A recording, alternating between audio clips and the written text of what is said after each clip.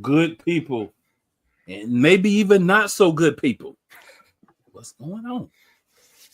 It's another episode of your favorite NFC East show, the NFC Beast, the best division in football.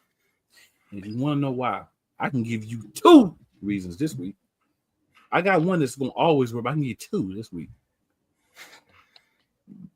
First and foremost, there's only one division in the history of the NFL that every team has won a Super Bowl. That's the Beast, the NFC East. And also, only one division of football who's facing each other in a championship game of the NFC. Or a conference championship game per. That's also the NFC Beast. So one team's going to win, one team's going to lose, but guess what? We both there. Let that sink in for a few seconds. And why you allow that to sink into your mentals? Right over here, I got my man, Team Saquon himself. Scrub. What up, Scrub? What up? Listen, last week was interesting. Didn't go the way I wanted, but hey, this week, someone going home. I'll be happy for something at least. And for reasons other than the fact that his worst nightmares come true and the Eagles and the Commanders are both in the NFC Championship game, our man Flo was not able to be with us. But shout out Flo. And of course, he hating, so he picked the Commanders to win the game, 31-30. That's fine. I mean, everybody got their opinion. And right here,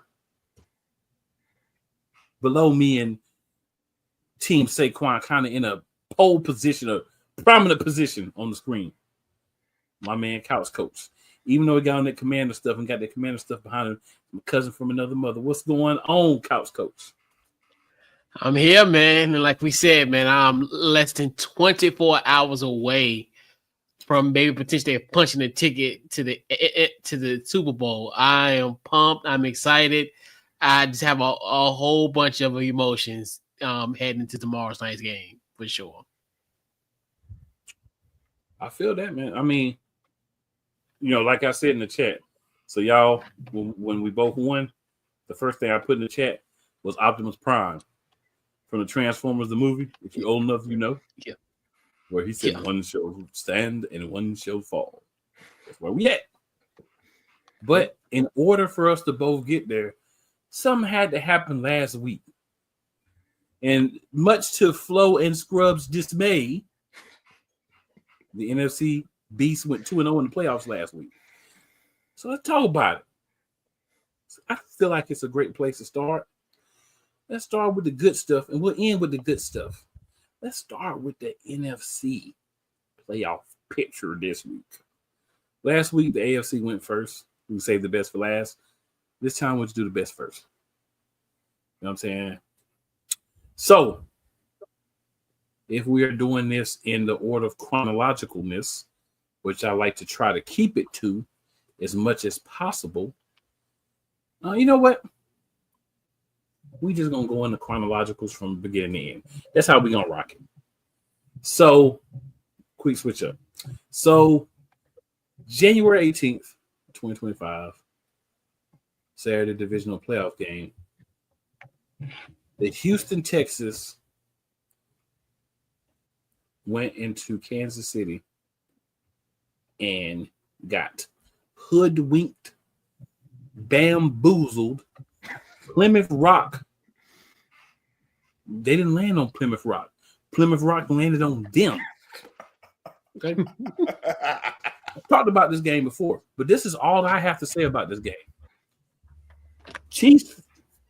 Chiefery fans of other NFL teams, has not your man Cool McCain since the advent of the NFC Beast been telling y'all the Chieferys have the help of the referees. Not my brothers on this panel, but there have been many people that said, "Oh, cool, you tripping and you just mad because y'all lost and blah, blah, blah, blah, blah, blah, blah. Right? I can tell you another fan base that has joined that discussion with me, and that's the Houston Texans. And you know why? Because the refs flabbergasted them with the tomfoolery that they threw out there during that game. So I want to say thank you, referees, for proving what I've been saying. Sometimes you don't get a chance to be right at first because you're the visionary. You see stuff that other people ain't seen yet. But now, everybody's seeing it. I'm here for it. That's all I got to say about the game. Listen, all I got to say about the game, all I got to say about it is, listen, we do what it is going into Kansas City, which is why you can't leave it. You can't put yourself in a position to leave it in the hands of the referees. Amen. The other part is one team utilized their tight end, the other team didn't. Amen, brother.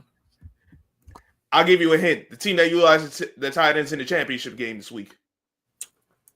In the words of Devon Dudley, oh, my brother. Testify. Because that's really all it came down to. Is like, watching the game, it was like, why are they not using Schultz? Why are they not attacking the middle of the field? And then why aren't they covering Kelsey on the other end? Until teams stop beating themselves. Stop trying, like, don't overthink it. It's almost like paying the Patriots again. We see teams go in to Arrowhead now. Before it was Foxborough.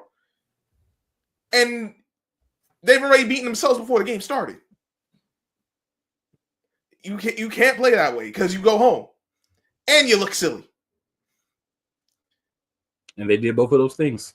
And then the referees helped them look silly as well. So, at some point, these teams. Here's what I know.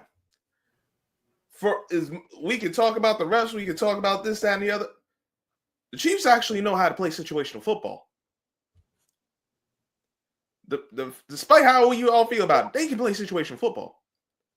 Texans, we saw, not so much. That's what I got on that.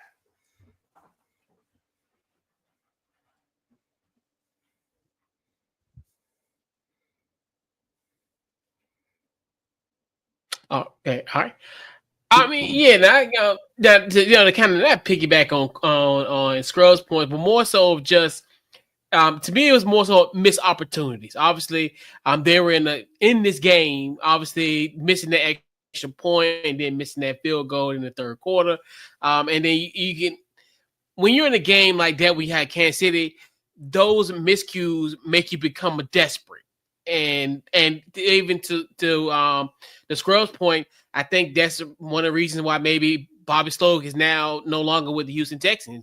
So not utilizing like a guy like a Dalton Schultz. So, and people, and just them not executing certain plays and knowing, hey, let's implement that type of strategy. And I think that's one of the reasons why he's no longer their OC. So, and like you said, you beat Kansas City already wins in multitudes of ways. Why give them an opportunity? Why give them another advantage of your miscues? So, yeah.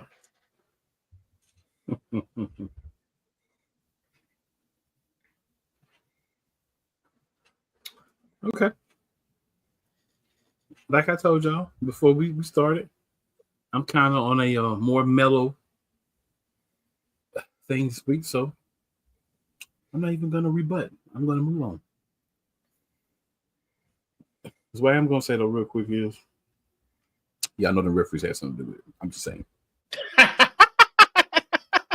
Oh, I'm not going to dispute that. Oh, for sure. I mean, we know it. It's like death and taxes. The next game, also a Saturday game. We had the Washington Commanders go into Ford Field and not fix or repair anything in Detroit with a 45-31 manhandling of the Detroit Lions. I want to say this. The Washington Commanders, I know that Couch Coach ain't the biggest fan of Cliff Kingsbury. The Washington Commanders found 4 plays that Detroit could not stop. 4 plays. And they ran them 4 over and over again. Like over and over again. And they still couldn't stop. So you know what? I don't care what nobody got to say. I don't care nothing about the fact that Detroit had players missing. And I'm not saying that doesn't matter, but I'm saying at the end of the day, you were still the number 1 seed in the NFC. So you won enough games with the talent that you have right now to get you that number 1 seed. And I also recall someone else saying that they were going to pick the Commanders, had a feeling in their stomach. They didn't know if it was gas or a feeling. It definitely wasn't gas. It was a feeling. The Commanders won the game. And they took away Jahmyr Gibbs because they scored to a point where Detroit had to try to get chunk yards with the pass. Some people argue, oh, Jahmyr Gibbs was having a really good game. He was getting chunks on the ground. He was, but there's a thing about it. It takes more time. And even if you get stopped in the backfield, lose yards, the clock keeps running. You throw the ball, if it's dropped or incomplete, clock stops. So I think Detroit had to do what they did, get away from the run, and try to win with the passing game. But when Jared Goff is your quarterback, throwing the ball too much leads to turnovers. Turnovers lead to losses in the playoffs. And that's what happened. How's Coach? Would you like to go next or would you like to go last? I'll go next. I'll go now. Sure. Yeah, and that's the thing. In this game was a turnover battle, and that's one thing where it's crazy to think. And that's one thing what makes this Washington win so crazy, because you look at Detroit, they were a +9 when it comes to turnover margin. So when you look at this from that standpoint of, hey, you really don't think, especially considering the fact that Washington really hasn't been opportunistic defensively like this. So obviously, you look at, like you said, the interceptions. You look at, we had 5 turnovers in this game. We had 4 interceptions, 1 by Jamison Williams, and then the 3 with Goff, and then also that fumble. And just the fact that Washington was able to combat those left hooks by Detroit. Normally, Detroit is that team. They give you that left hook. You're on the floor. You're on the ground. And even in that first possession when they scored, Washington didn't flinch. And that's one thing, too. A lot of people thought that we were going to just succumb and just going to let this all happen, let Detroit just run all over us. And it wasn't the case. The turnovers were great. We didn't turn the football over as well. And just the fact that, Jaden Daniels once again doing this thing. And then obviously, fourth down efficiency, another key thing where, and just the fact that Washington was prepared. And that's one thing about having a guy like a Dan Quinn, who essentially is believing and is showing that this team has belief in each other. They're playing for one goal and one mission at all and one focus. And it's just something that we haven't had in so long. So it's just amazing to think that even the game of that magnitude against Detroit, it didn't feel like it was our Super Bowl. It's almost like we're hungry for more. And I think that's the beautiful thing about it. I know us as fans, we're like, oh yeah, we're here, we're playing with house money. But I think they look at it like, hey, we're here to win. We're not here to make this. We want this storybook season to continue. We have more chapters in this storybook season. And boy, things have changed in these last 12 months, I tell you.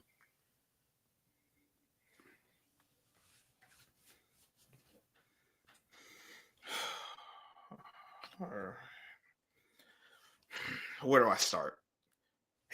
I remember I put in the chat what the game was going on. I fell for that. I'm like, what? Like, Cliff Kingsbury might have just cost y'all the game. Going using Marcus Mariota on that 4th down. I was actually good with going for a 4th down, but I'm like, Marcus Mariota in this situation. You serious? I thought he was gonna cost y'all the game. But I got to give credit to your defense. 4 turnovers, forced 4 turnovers into Jared Goff, 3 picks, 1 and it all started right there. The sack fumble, because Detroit was rolling. But that 1 turnover, they get to the red zone, and here's the thing with turnovers: it's not always about the other team scoring off of the turnovers. It's the points you don't get when you turn the ball over, especially once you start getting to the red zone. And the later the game gets, the turnovers cost even more. And we saw Jared Goff turn back into Jared Goff. He was a pumpkin. And mind you, this isn't the first game this season we saw him play like this. And this is not the first. And even that game against the Texans that they somehow won, because the Texans didn't take advantage of all those miscues, because they had a few miscues themselves with turnovers. This isn't the first time this isn't the first season we've seen Jared Goff play this poorly in a big spot. You need a more I know Jahmyr, we can make the argument Jahmyr Gibbs should have got more carries. I don't even think it's so much this was a game flow issue, more so just your quarterback doesn't turn the ball over. If he just takes care of the ball, especially the pick 6, oh my God. You can't put your team behind the 8 ball like that. And then Washington, they couldn't be stopped. No, that's not Jalen Daniels. That's not Jaden Daniels. That's Jaden Brady. That boy, I ain't see a guy this. That's what the confidence remind me of. I'm like, nah, though. This is different. This kid he's not afraid of the moment. He has this poise about him if I didn't know better, I'm like, this ain't no rookie. He's at least playing, he feels like he's playing the league at least 5 years. As far as just the poise and the confidence he carries with him. And you have that, then you got your running game going. Brian Robinson had a good game. You realize the other 2 guys. You got Scary Terry. De'Ami Brown made some plays. I'm like, wait, De'Ami Brown making plays? And that's y'all rolling. Y'all did some good things. Y'all did some things I didn't think y'all would do. And that's why y'all going to the championship game in Detroit is doing the same thing I am, watching from the couch. All right, Scrub, we're going to go back to you. Mm-hmm. So we had another game that was played. Actually, 2 more. Another game. First one, January 19th. NFC Divisional round game. Philadelphia Eagles survive the Rams, the LA Rams. Your thoughts on that game, sir? I thought this was a game of a lot of missed opportunities, at least in the first half. It felt like it was just going slow. Y'all got off to the quick start for once, but the missed extra point by Jake Elliott, which is he getting on my nerves with this, man. Tired of him. But you know, and then it started snowing, so the game slowed down. You got just some bad situational football from both teams, I thought. Especially now, you got the big play from Saquon to get you up to 2 possessions, but then, the Rams started going down the field after that play, after having 2 turnovers, including the pick 6 themselves. Dear goodness. Was it a pick 6 or I know it was a pick short field, whatever case. Turnovers that got taken advantage of. And I thought y'all were gonna give the game away, because that last drive was like, I felt like I was watching Atlanta and Washington again. I'm like, oh, here we go. Luckily for y'all, Matt Stafford turned back into Matt Stafford. There's a reason There's a reason he's not in Detroit right now. And to all the Matt Stafford fans that said y'all would have done y'all would actually won with Matt Stafford against Washington? No, you wouldn't have. Y'all would have lost that. It would have been the same story y'all been going home to if you had him. So, listen, Saquon is is great. He's helping y'all out. I know defense made some key plays because I think that's more the players. I still don't trust I don't trust the head coach. I don't trust the offense coordinator. I don't trust the defense coordinator. I said it from the start of the season. I ain't trust your coaching staff. Honestly, I ain't trust none of the NFC's coaching staff, to be honest. It was who I trust. Who did I trust the most of a bunch of guys I didn't like. And I'll get to more of my point later on. But as far as the coaching, once we get to the previews. But yeah. Yeah, go ahead. I'm not. I'll go ahead and go. Couch had to hop off for a second. This was a game of doing what needs to be done. You don't have to win pretty. It can be a last-second win because you score, you thought the other team would score. I think there's a lot, and this is not a scrub thing. Like, this is not a scrub. Scrub, you feel any way you want to feel, everybody can. But I think a lot of talk is Jalen Hurts and, oh, he's not doing this, he's not doing that. When he throws for less than 200 yards, we're 4-0 with him. When he throws for 250 or more, we're 0-3. So you tell me, as a fan or as a coach, which Jalen Hurts do you want to see? The guy's throwing the ball for 400 yards and you're going home, but the guy's throwing the ball for about 150, maybe even a little less, and we're still in the playoffs and still have an opportunity to win a Super Bowl. Can't speak for anybody else, but for me, I'll take the formula that gets us back to the Super Bowl with an opportunity to win over the, Jalen's going to show everybody by going out there and having a great game in the air because he's Jalen Hurts and he can do it. Stop. No. So I'm fine with the criticism. As an organization, a record label and a crew, and if you know where that's from, you have to understand winning is the main thing. Make the main thing the main thing. As Mr. Hurts always says, winning is the main thing. Game was won. Concerns, some were even addressed during the game. Some were addressed after the game. Things happen the way they need to happen. We made the main thing the main thing. We were 1% better than last week. That was good enough to get a job done. It wasn't in snow. It was difficult on both teams. You act as if the Eagles practice and play in the snow every day. They don't. We're not a team from the Antarctic. So nice place like everybody else. It's cold days, warm days. You know what I'm saying? That was our first time playing in snow with this team this year. It was not like we had any real super advantage for that. So let's not do that. Oh, and the other thing, Jalen Hurts' numbers could have been better if his receiver caught. But maybe we looked at they're better based on history. No. That was Jalen Hurts actually didn't play bad. He played well. I like he did. He kept made it. But I thought he could have had more, and it wouldn't have hurt y'all. If AJ Brown caught the dang on ball, no good.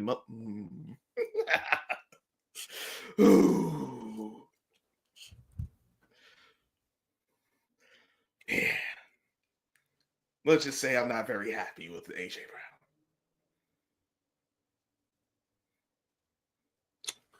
Yeah, I'm surprised. Would never guess that you were unhappy with AJ Brown. All right. So that's that game. Move on to the Ravens and the Bills. Again, so for a lot of these reviews, I know y'all have heard the reviews all week. You've been getting them, so I'm simply say this. Yes, other people made mistakes, other people missed plays, but at the end of the game, with opportunities to take a lead or tie the game,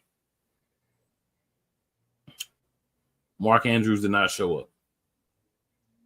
He forgot there was a game and he stayed home. That's the way he was playing. So mean, like I said, other people contribute to it, but dropping the 2-point conversion to take the game to overtime is crazy work for somebody who's supposed to be the number one receiving option there. You know what I'm saying? The go-to guy, the glue that holds everything together, so to speak. And you can't let them knock that ball out in that situation, Mark Andrews. So 2 bad plays by Andrews I felt like were big difference makers in that game. Buffalo won by 2. All right, where do I start? Yeah, I'll just start with Mark Andrews. Why did you think you were Zay Flowers? Trying to make a move. You ain't never juked no way in your life, dog. What you trying to do now? And put the ball on the ground, turn it over, then you drop the 2-point conversion. Listen, Lamar didn't play his best game. I give him a C for the game overall because he had an F in the first half. He had an A in the second half. Averages out to about a C. And that's at best. More likely C minus. But you can't make bad situations worse. The second turnover, ball snap over your head because the center on some nonsense. I don't know what Linderbaum was on last week, but that wasn't the play either. But you can't turn the ball over in that situation. Just go down, take the sack, live to see another down. Mark Andrews, you already had the first down. You should have just fell forward instead of trying to get more yards out of it. And obviously 2-point conversion. Defense and it's not so much surprised, more amazed how weak they were up the middle in both the run and pass game. Like they got dominated on the line of scrimmage, yeah. But like if you see the game, they're getting attacked up the middle in both aspects. It's like, so the Ravens need some difference makers on defense because I'm tired of everyone saying this is a great defense. They're not. They haven't been great for a long time. This is a team that's given up the most fourth quarter leads since 2015. So they're not as good as you would like. For as good as they can play, they're not whatever a lot of people want to project and shout from the roofs. Like, no, this is an average defense. They've proven they can be had. And I've said this for years too. If Mark Andrews is your best receiver, you have a problem. Because, and cool, tell me if this don't remind you. Tell me if I'm crazy for thinking this. Don't this situation between Mark Andrews and Isaiah Likely remind you of what happened with Dallas with Jason Witten and Marcellus Bennett? We had okay, so I'm not crazy. That doesn't mean you're not crazy, but it means I agree. So all right, I'm not bugging on that. No, but like you got the young tight end who got the athleticism, who has the upside, who's proven he can get it done, but he's not getting enough opportunities. Then you got the old guy who, all right, he's established. He'll give you something, but you're only going to get but so much. He got a ceiling. I think they maxed out on Mark Andrews. They need to move off him. I don't think they will. I know he got another year left. I think they should trade him. They probably won't because that's Lamar's guy, and I understand that. But they need to focus more on Isaiah Likely.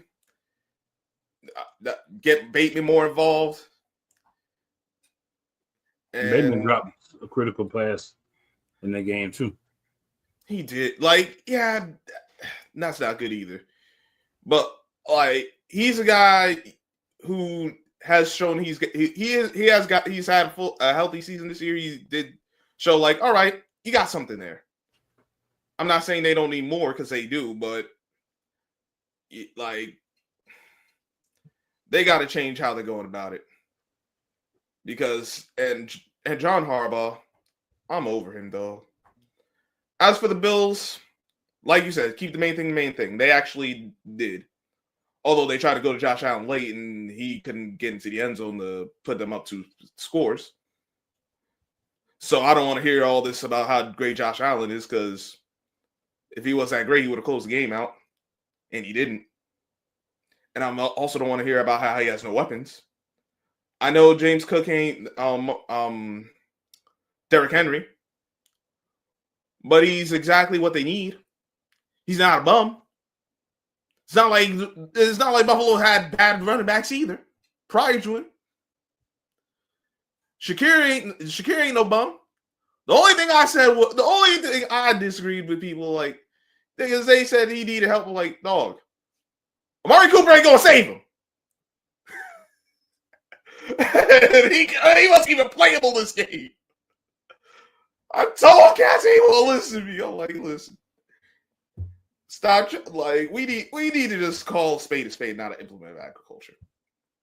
The Bills won the game because they didn't make self-inflicted mistakes, but they weren't special.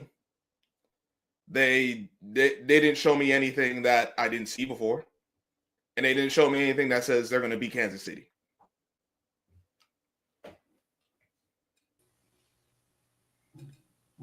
Welcome back, Couch Coach. Yes. All right, we got technical back in the building. We're back here. Two games. The Eagles. Any thoughts on the Eagles Rams games, and then the Ravens Bills game, sir? Yeah. So just piggyback more so for the Eagles and the Rams. I think it was really smart that you guys did put up 13 points before the snow. I thought that was a very kind of a genius move to kind of because you see, like obviously, you had that the only really touchdown that you had was in that fourth quarter after the snow and everything. And that's the thing what's going to be scary about Philly. Philly has now that home run hitting running back that we haven't seen from this team. You've had great running back play, but you have a guy that pretty much, and Saquon pretty much broke the door for for the chances for the Rams to get back in the game. I think, and then also the Baltimore and Buffalo game, it was just another, one of those things with turnovers. Obviously, those two turnovers early in the first half. It was, Lamar played good enough to overcome that. And then obviously the Mark Andrews, drop didn't help on the fourth down. So, just one of the things about these type of games is just the opportunities, and that's the difference between winning and losing. Just having those opportunities and being opportunistic. Fair enough. So we're gonna shift gears, y'all, and have some quick conversation on some coaching moves that have been made. So, as you well know, a lot of teams are eliminated. A lot of jobs have been filled. We're going to talk about those. So, Chicago, the next dead blame day, it felt like, after the Lions lost, announced Ben Johnson as their new head coach. But we're not just going to talk about that one. Ben Johnson, how you feel about that move, but also news that broke on Friday night. The Dallas Cowboys have hired Brian Schottenheimer as their head coach. Guy that nobody else wanted. So your thoughts on Chicago Bears hiring Ben Johnson and Dallas hiring Brian Schottenheimer? And Couch Coach, since you just arrived back with us, how about you kick it off for us? I'll start with the Chicago Bears. I actually like the move of having Ben Johnson. Obviously, you look at what he has done in Detroit. They're pretty much a top 5 offense in multiple statistical categories. I think he'll definitely help with Caleb Williams. I think he'll help him with the fundamentals. I'm really going to be curious how I think he'd be great in the run game, especially. I think that one of your boy Swift, Taylor cousin in them. I think he's gonna have I think you have a good resurgence under him, and then you want to see what Rome Meduzier can do in his sophomore year, and also DJ Moore. So I definitely like that move. Hopefully, he can build that offensive line. I think that's gonna be probably that biggest issue offensively is building that offensive line, and and definitely a huge shout out to him. bringing my boy Antoine Randall L with him in Chicago. So definitely huge shot. Another NFC beast legend, quote unquote. You know, an overspender of the Washington Commanders back in the day. But hey, we here. Yeah. Sure. And Brian Schottenheimer, shout out to him. He was our quarterback's coach back in 2001 when his dad, the late his late father, was our head coach, Marty Schottenheimer. Probably arguably the best Washington Commanders coaching hire in the Dan Snyder era. But I digress because we be held there with that. But I didn't like the move, honestly, because considering the fact that you got rid of the coach, you got rid of his offensive, you got rid of what's his face? What's his name? Mike McCarthy. But then you get his offensive coordinator.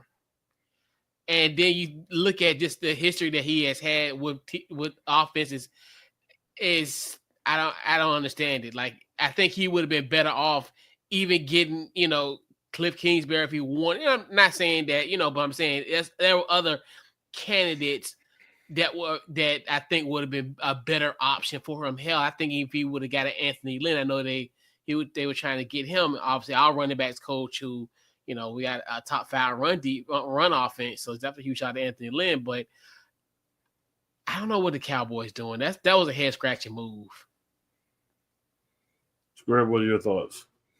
I'll start with the Cowboys first. We know they're known for head scratching moves. Jerry Jones thinks that the Cowboys are this highly sought after spot just because they're the Cowboys, and he's delusional because they're not. Like, you're not getting, but that's because he's in the way. We know he's in the way. This is nothing new. And until he gets out the way, I can't say I'm surprised. You decide to promote Brian Schottenheimer. Okay. We've seen this story before. I know how this movie ends. So, congratulations, Cowboys. You'll be stuck with more nonsense for the years to come. As for the Bears, I think they got a good coach. We'll see how he actually does. It's not a bad move. My issue with the Bears isn't bringing in Ben Johnson. It's the fact they still got Ryan Poles and the offensive line under him has not gotten any better. For those who don't know, Ryan Poles is a former offensive lineman. This is also a man who passed up on Jalen Carter, who ended up going to the Eagles, for an offensive lineman who has been mid at best. So, the Bears' loss is the Eagles' gain.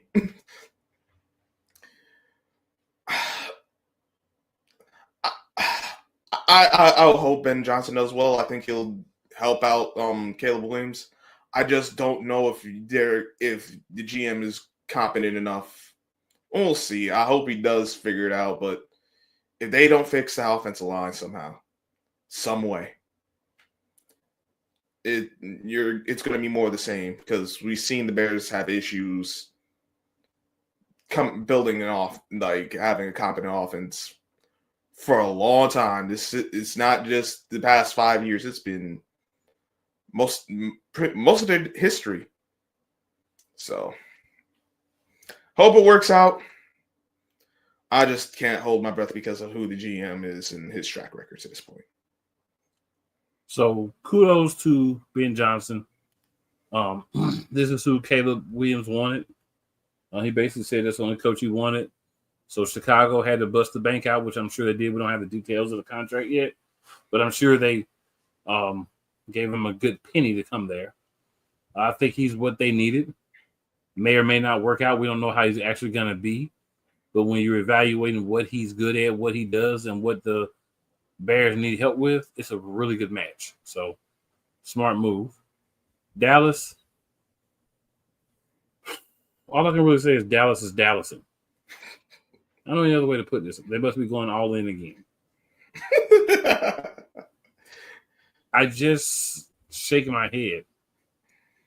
Like, I've never seen a organization just looks almost purposely put themselves in a bad situation and then be upset when you're not successful in a bad situation that you placed the organization.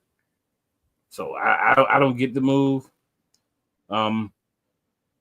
Jerry has no one to blame but Jerry for this move because he's the guy that's decision maker. So you can't pass the buck. But way to go all in, Cowboys. Way to go all in. We're going to get Marty Ball 2.0.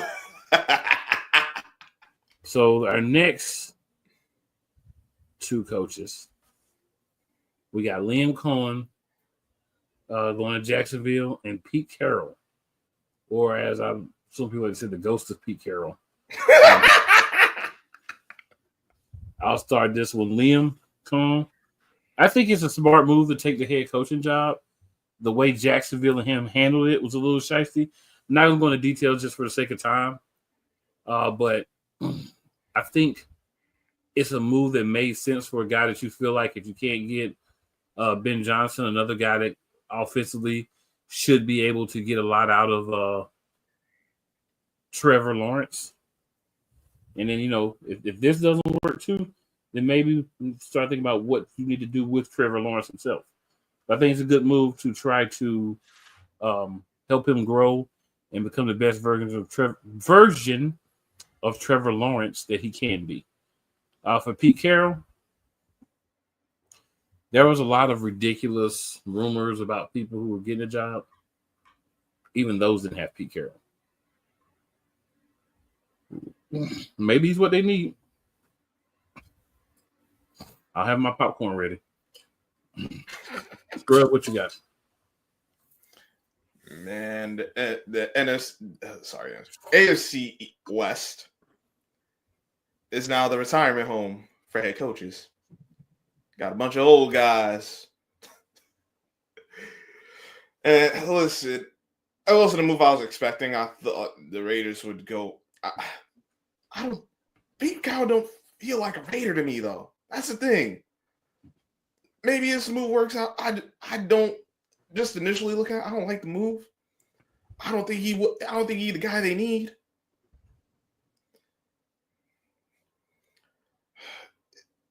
I just don't. I don't see it.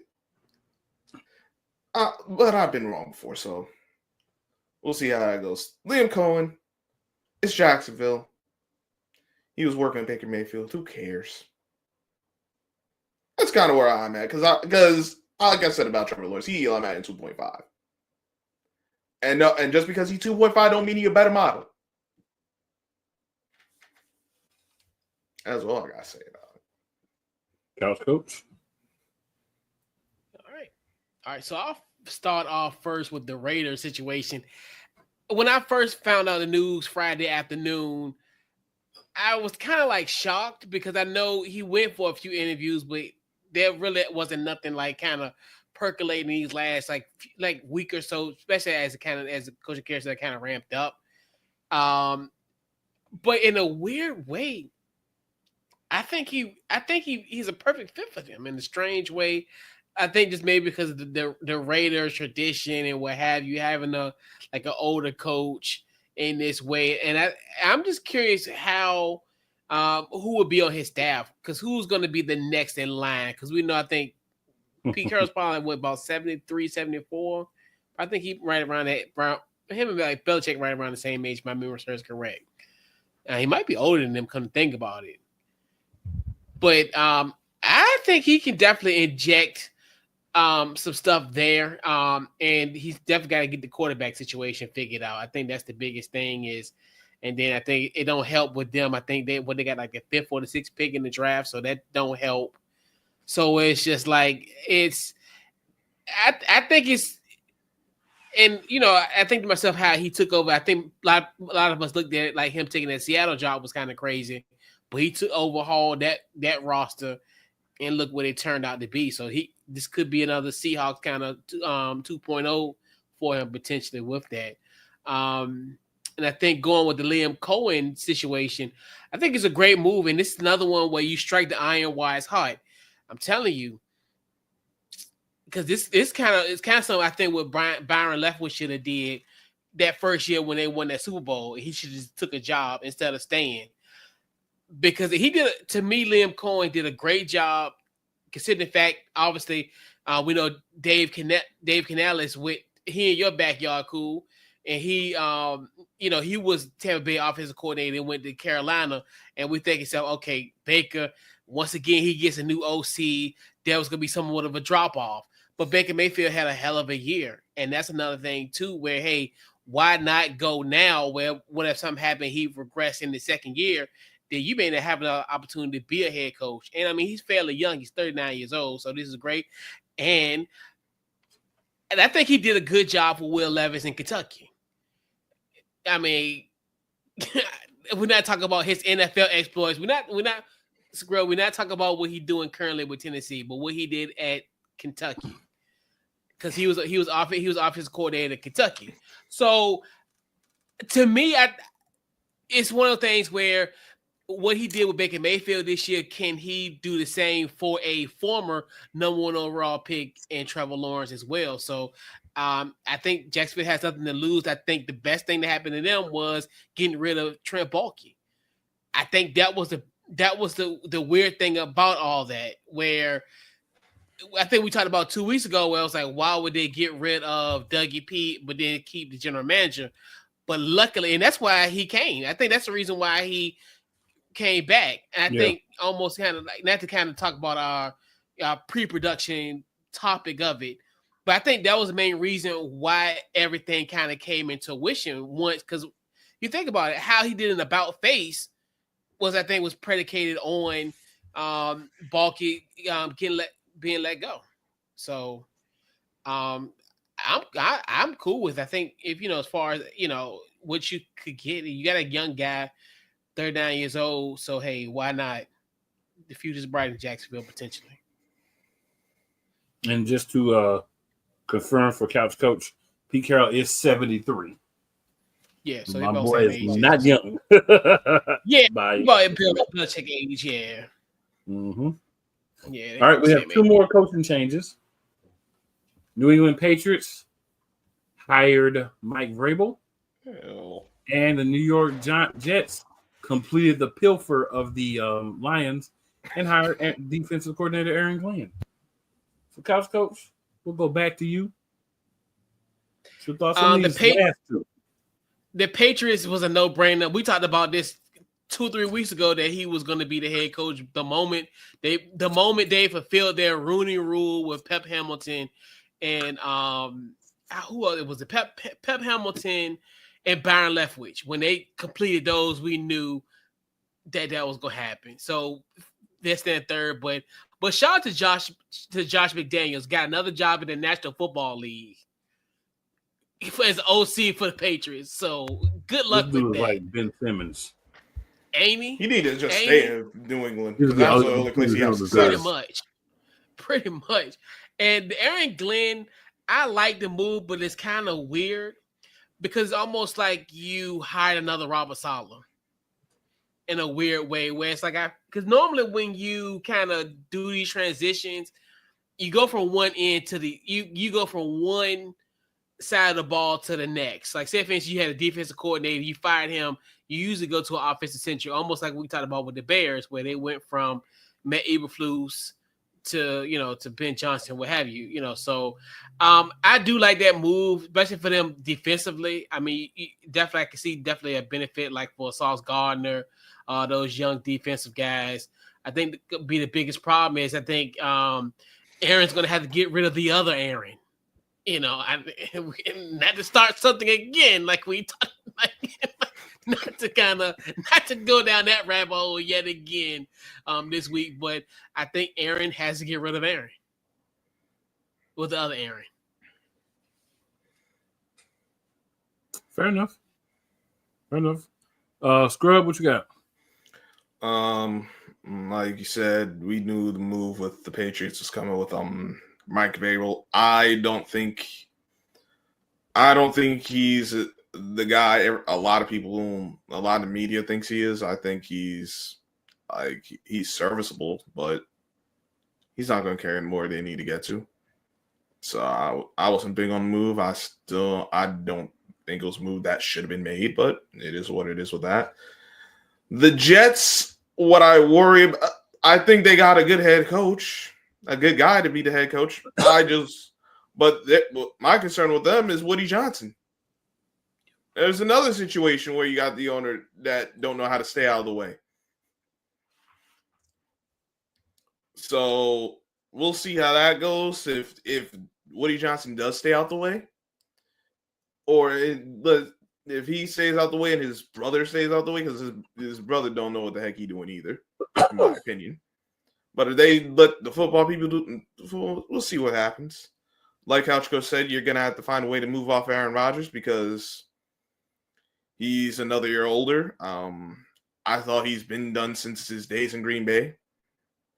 So, you know how I feel about that.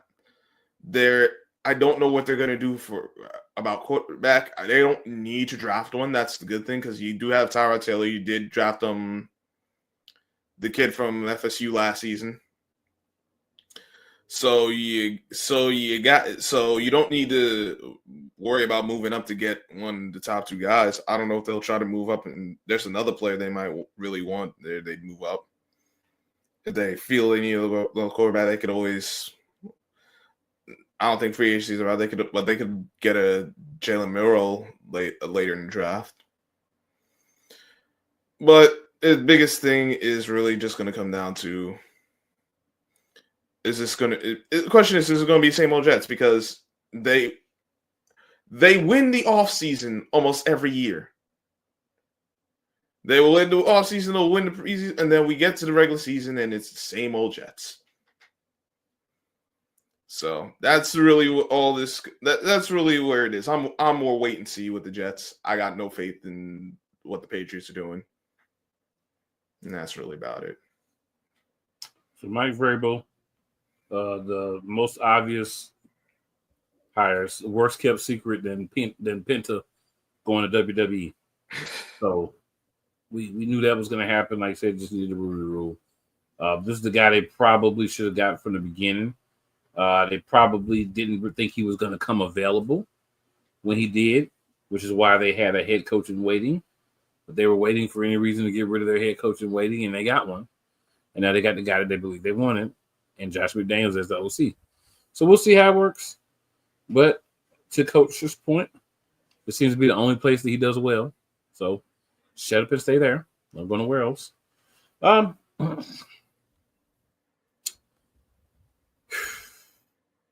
Aaron Glenn.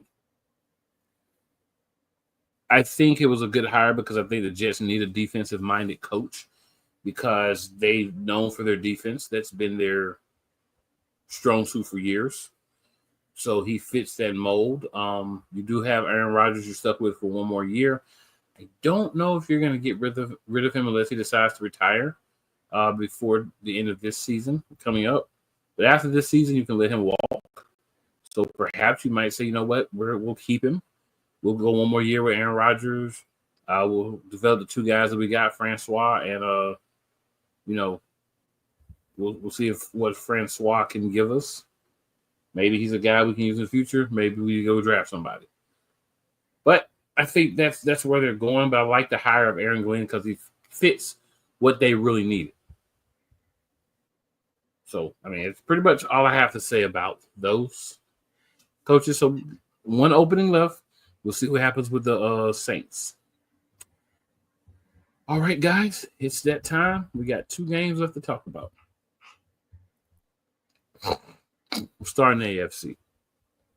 In the AFC, thanks to wins, 6:30 p.m. Sunday night. Buffalo Bills, Kansas City Chiefs. The game is at Arrowhead Stadium. Sorry, there's a road I pass all the time in Charlotte called Arrowwood, so my bad. But Arrowhead Stadium. I'm going to go. Mind says Chiefs. Heart says Bills. I'm going to go with my heart. I'm going to say Bills. I may be wrong. I'm going to go with my heart and say Bills. Couch Coach, who you got? I find it funny. During this whole run, essentially, I've always have gone against the Kansas City Chiefs because I always say there's going to be a situation where this run is going to end. Like you said, I'm with you, cool. Where it's like my heart goes for the Buffalo Bills because I definitely think they have a legitimate shot to win this football game. But my head tells me, my brain pause. My brain tells me that I think the Chiefs are gonna win this game. Unfortunately, fair enough. Scrub. I can't back these Canada Bills. We don't claim the Bills here in New York. That's the Toronto Bills. The Canadian Bills. The Canadian Bills. I'm not claiming them. They always find a way to play stupid against the Chiefs. And because they do. I've seen this movie before. I know how it ends. Which means I got no choice but to pick the dang on Kansas City Chiefs. All right. Game of the week for at least two people on this panel. Yeah. We have the Washington Commanders at 3 p.m. going to Philadelphia to Lincoln Financial Field to play the Eagles for the other chance to get to the Super Bowl. Coach, first to last, what you want to do? I'll be last. All right. Scrub, set it off. We have the link, and it's going to come down. It's going to come down to a few things. One, I think the two key players, Saquon Barkley, Jaden Daniels. Can Washington stop Saquon? This is the $1 million question because we see how many times Saquon's gone against them and how much of a headache that's been. Like if they're ever going to slay the dragon, quote unquote, the figure of dragon, it has to be now. They got to find it. They can't let Saquon have those any home run runs. Like he gets one of those off, I think it's going to end bad for y'all. For the Eagles, if this game is close late, you don't want the ball in Daniel's hands. Like I said, that's Jalen Brady. He turned to Tom Brady up, and we seen how the Eagles defense give it up late in the game. He did it to you once already. So for the Eagles going to win, try to be the goal is to be up 2 possessions, like 5 minutes left in that game. Make it so Washington's playing catch up, so they can't win it outright on the last second drive. As for who's going to win, as I've said many times, I don't trust either coaching staff. I really don't. Like I have a little more faith in Dan Quinn, but he's also we know he was the defense coordinator in Atlanta. No, he was the head coach in Atlanta when they gave him 28-3. So there's always that fear. Cliff Kingsbury, I got no use for him. But I don't have any use for Kellen Moore or Nick Sirianni either. One of these coaches is going to screw up the game. I think and oddly enough, I think it's actually going to be the Eagles head coach that screws it up more than anyone else. So I got Jalen Brady and the Washington Commanders going to the Super Bowl. Oh my God. the devil is wearing a North Face. Oh my God. So I want to thank Scrub for picking against the Eagles. We do very well when he picks against us, so thank you for that. I'm not even going to touch what Scrub said. I'm just going to give you my thoughts. Vic Fangio has revitalized, reinvigorated, repaired, reanimated the Philadelphia Eagles defense. For those of you who are not paying attention, top defense of the regular season, they've already won us a playoff game last week with their ability to stop the other quarterback from getting down the field and making things happen at the end of the game. Saquon Barkley is a problem. Jaden Daniels, when his ribs were hurt, he didn't play as good as against the Philadelphia Eagles. These are all facts. These are not any of my opinions.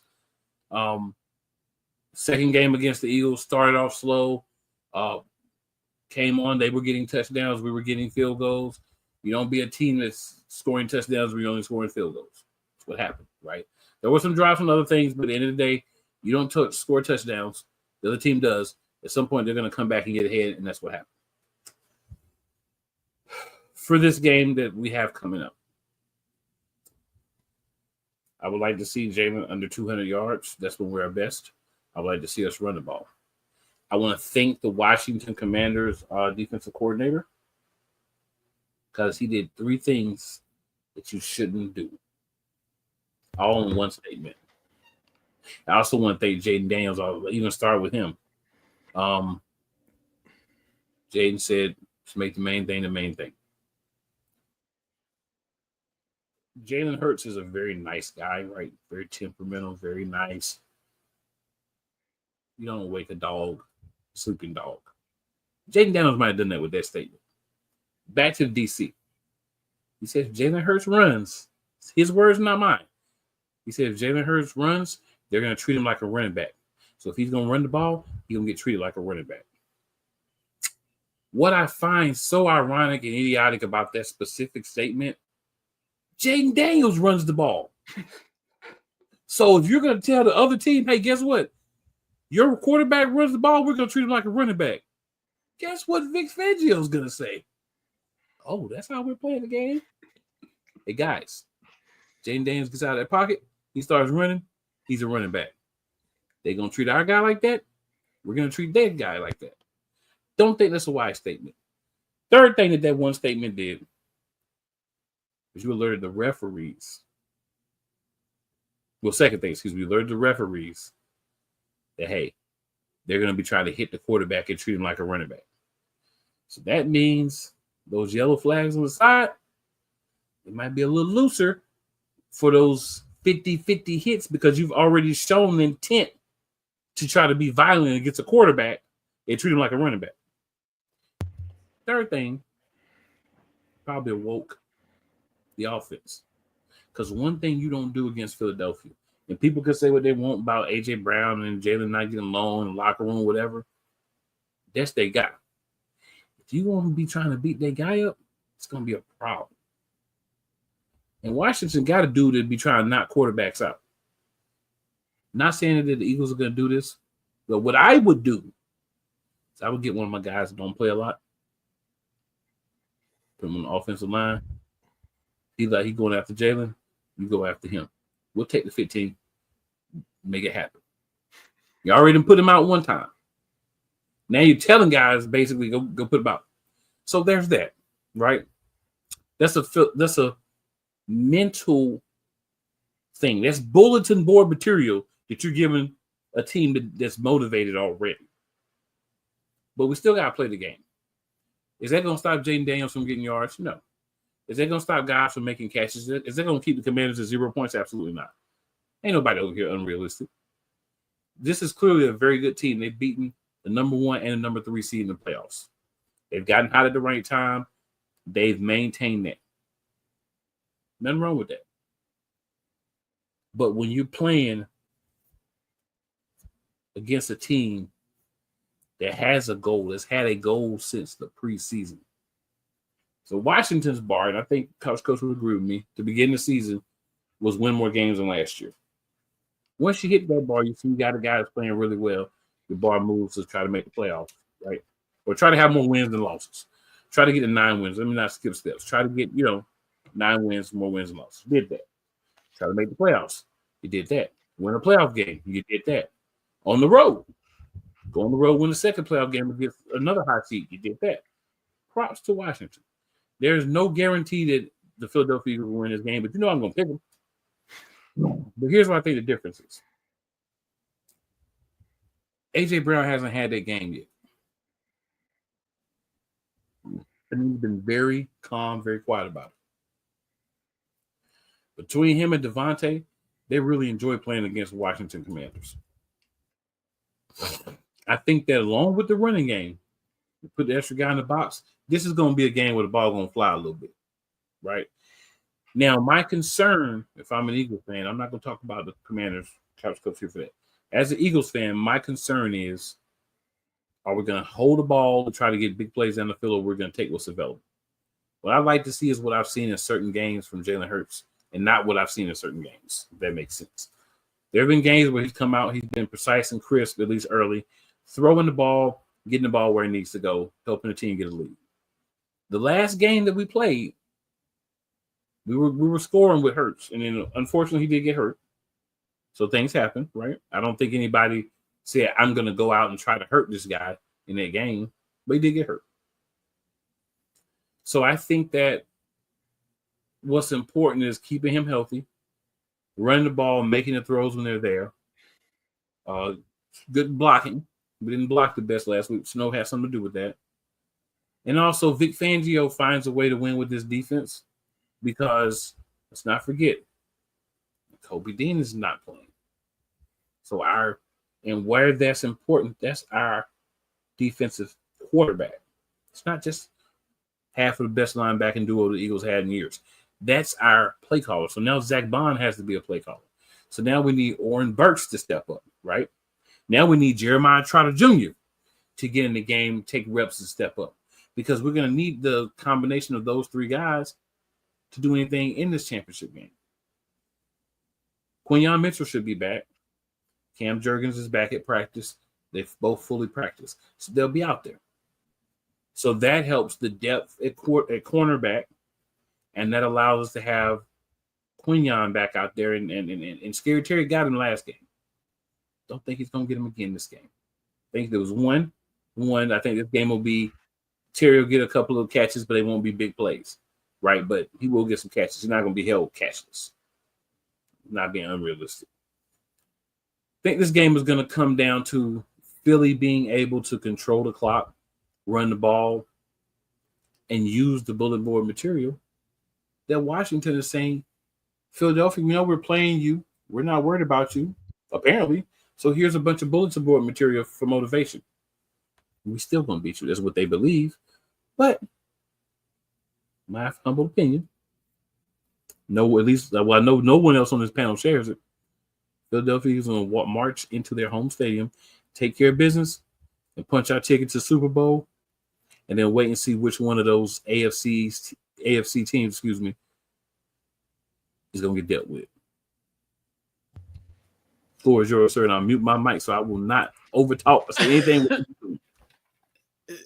Yeah, and in all due respect, cool. Joe Witt Jr., our defensive coordinator, has been saying that since the advent for quite some time.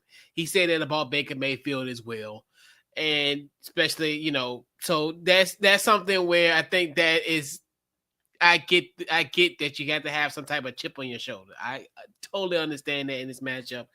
But I think when you look at this team, I think obviously the biggest key is going to be Jayden Daniels' running ability. I think if he, obviously in that Week 14 game, which Week 11, I don't count that now at this point because I think about it. We just played that Sunday game against Pittsburgh, and we had short rest versus here where we got a little bit, we were a little bit more rested.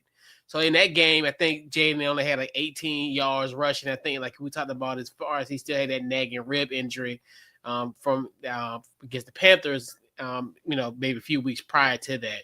I think if he does have an opportunity like he did in Week 16 where he had 81 yards, I think that definitely helped our run game as well. When you look at guys, we have the committee. We don't necessarily have that home run hitting guy, but we got a guy that, if you want to take a baseball term, he can get us a single or a double. When you got like a Brian Robinson Jr. and also Austin Eckler as well. So I think that's going to be another one where, I think if we could control the clock, I think that's going to be the biggest thing. And we have had these long sustaining drives. I think what was weird about the situation against you guys, because obviously we was behind in the fourth quarter in that Week 16 matchup, but we had quick drives and just quick methodical drives in order to win that football game. I think we can do that.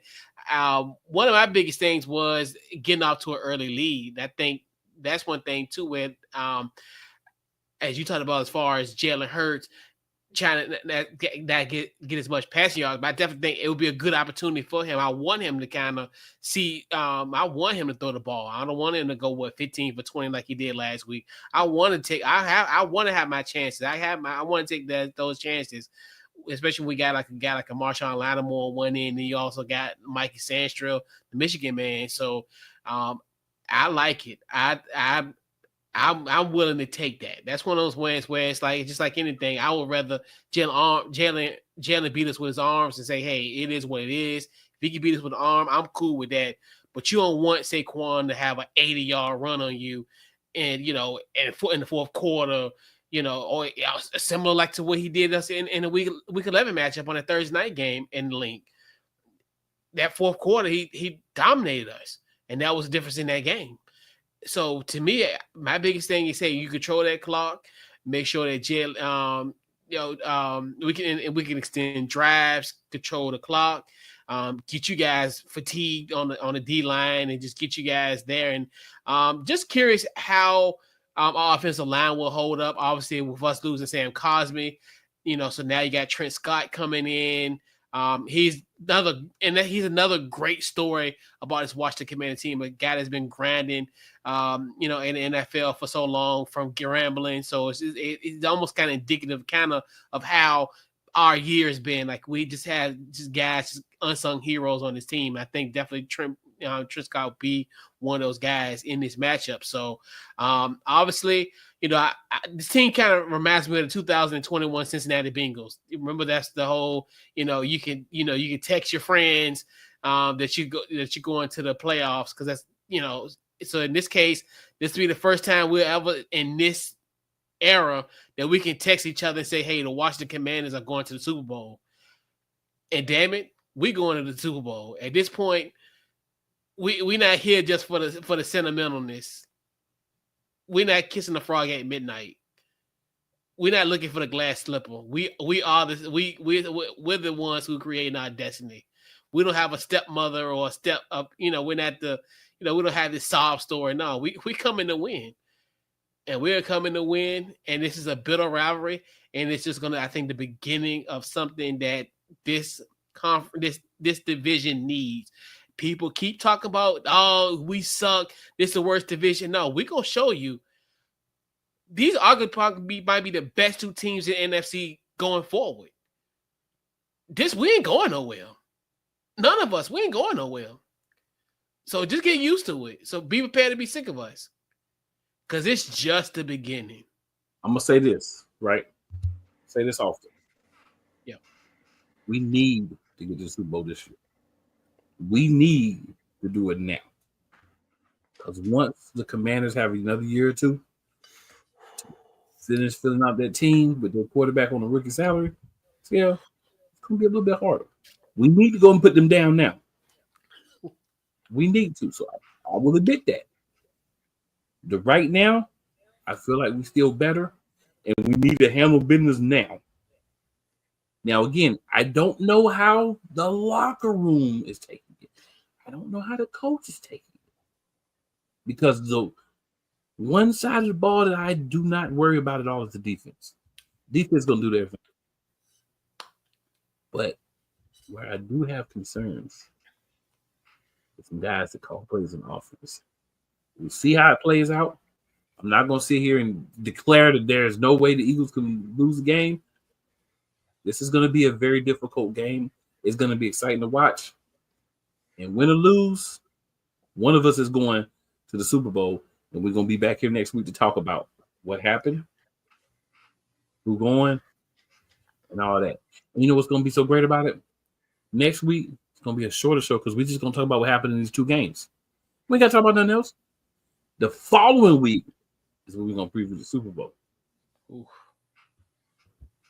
But until then, best division in football, no matter what happens on Sunday. To your fourth team, and some of y'all your third team get a Super Bowl. Don't come for us. Take all the seats that you have, line them up, and have all of them several seasons in a row. Be on top. You can't be no better than the next tier. You can't even be on our level. How that song go? You can never, ever our level. You can't. And two of the teams in the NFC Championship game.